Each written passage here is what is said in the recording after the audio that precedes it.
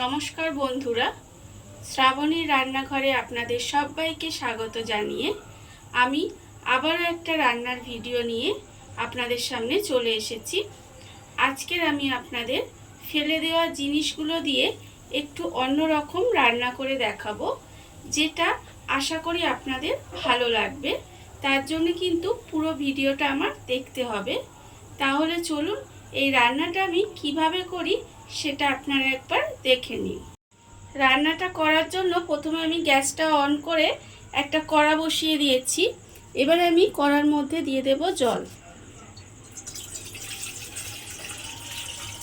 বেশ অনেকটা পরিমাণে জল কিন্তু আমি কড়াই দিয়ে দিলাম। এবারে আমি এর মধ্যে দেব, দেখুন এটা কি আপনারা দেখে চিনতে পারছেন, এটা কিন্তু এঁচোড়ের মাঝখানের যে শিরাটা এটা কিন্তু আমরা সাধারণত ফেলে দিয়ে থাকি। আজকের আমি এটা দিয়েই কিন্তু আপনাদের রান্নাটা করে দেখাবো। এটা আমি এই জলের মধ্যে দিয়ে দিলাম। আর আমি এর মধ্যে দেব অল্প একটু নুন, আর দেব অল্প সামান্য একটু হলুদ। নুন আর হলুদ দিয়ে এটা কিন্তু প্রথমে আমার খুব ভালোভাবে একটু সেদ্ধ করে নিতে হবে। এঁচোড়ের শিরাটা আমি খুব ভালোভাবে সেদ্ধ করে নিয়েছি। এইবারে এটাকে তুলে রেখে দেব, রেখে একটু ঠান্ডা করে নেব।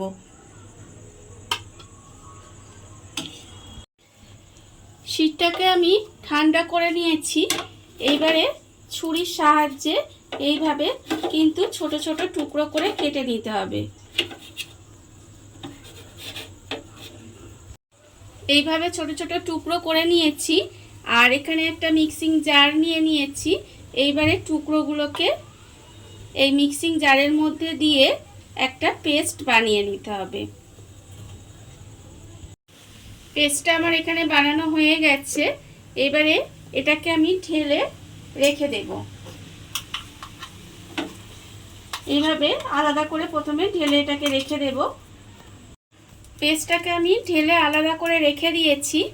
এবারে আমি আবার ওই মিক্সিং জারের মধ্যে এখানে দিয়ে দেব, এটাও কিন্তু আমরা সাধারণত ফেলে দিই, এটা হচ্ছে চিংড়ি মাছের মাথা। চিংড়ি মাছের মাথাটা কিন্তু খুব ভালোভাবে পরিষ্কার করে নিতে হবে। পরিষ্কার না করে নিলে কিন্তু খাওয়া যাবে না। তাই এখানে চিংড়ি মাছের মাথাটা আমি খুব ভালোভাবে ছাড়িয়ে পরিষ্কার করে নিয়েছি। এবার আমি এটা এই মিক্সিং জারের মধ্যে দিয়ে এটাও কিন্তু আমায় পেস্ট করে নিতে হবে। চিংড়ি মাছের মাথাটা আমি এখানে পেস্ট করে নিয়েছি।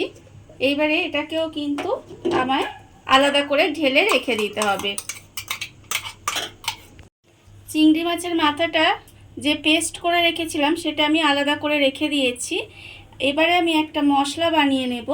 সেটা হচ্ছে এখানে আমি 1 চামচ কালো সর্ষে, 1 চামচ সাদা সর্ষে আর 1 চামচ পোস্ত আমি ভিজিয়ে রেখেছিলাম, সেটা আমি এর মধ্যে দিয়ে দেব। আর আমি দেব এখানে 4টে কাঁচা লঙ্কা দিয়ে এটাকে আমাকে পেস্ট করে নিতে হবে। মশলাটা আমার এখানে রেডি হয়ে গেছে। আর অন্যদিকে কিন্তু গ্যাসটা অন করে কড়া বসিয়ে দিয়েছি। এবারে আমি কড়াই দেব সর্ষের তেল। এখানে একটু তেলটা বেশি লাগবে, প্রায় 4 চামচের মতো এখানে সর্ষের তেল দিলাম। দিয়ে এবারে তেলটাকে আমাকে একটু গরম হতে দিতে হবে। তেলটা আমার এখানে গরম হয়ে গেছে। এবারে আমি এর মধ্যে দিয়ে দেব অল্প একটু কালো জিরে ফোড়নে দেব। কালো জিরেটা দিয়ে একটু নাড়াচাড়া করে নেব। এবারে আমি এর মধ্যে দিয়ে দেব যে চিংড়ি মাছটা মাথাটা যে পেস্ট করে রেখেছিলাম, সেই চিংড়ি মাছের মাথাটা তেলের মধ্যে দিয়ে দেব। চিংড়ি মাছের মাথাটা দিয়ে তেলের মধ্যে একটু ভাজা ভাজা মতো করে নেব। চিংড়ি মাছের মাথাটা দিয়ে আমি একটু ভাজা ভাজা করে নিয়েছি। এইবারে আমি দিয়ে দেব এর মধ্যে এখানে যে এঁচোড়ের শিরাটা আমি পেস্ট করে রেখেছিলাম, সেটাও কিন্তু এবার এর মধ্যে দিয়ে দেব।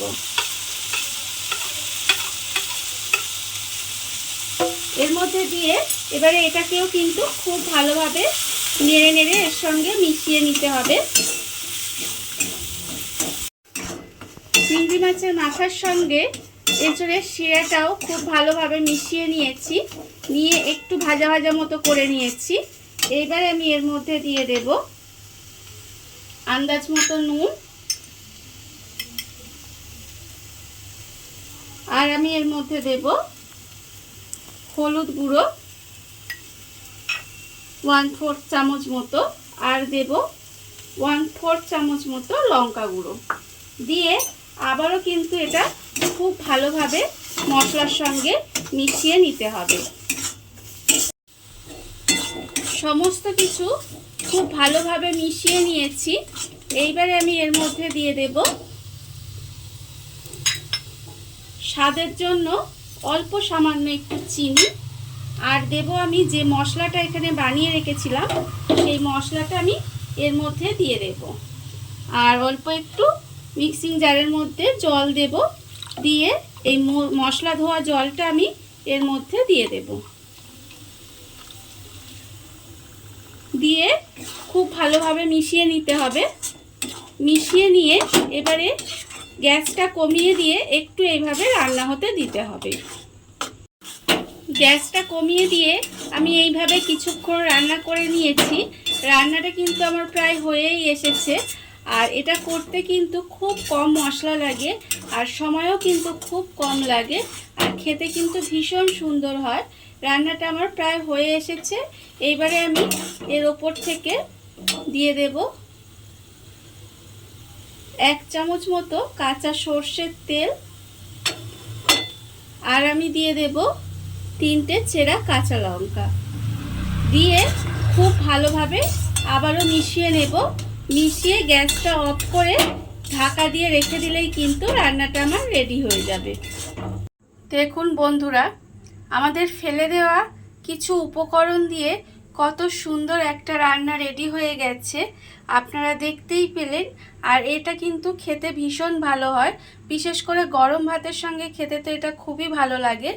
আর এই ভিডিওটা যদি আপনাদের ভালো লেগে থাকে তাহলে লাইক করবেন, কমেন্ট করবেন, আর সাবস্ক্রাইব করবেন আমার চ্যানেলকে। আজ এই পর্যন্ত, নমস্কার।